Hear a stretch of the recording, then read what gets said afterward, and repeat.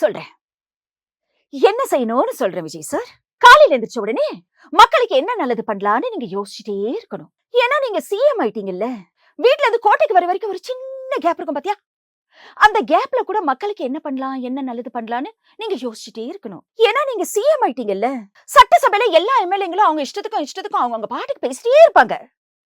ஆனா நீங்க பேசுறீங்களோ இல்லையோ மக்களுக்கு என்ன நல்லது பண்ணலாம், அடுத்து அவங்களுக்கு என்ன செய்யலாம்னு நீங்க யோசிச்சுட்டே இருக்கணும்.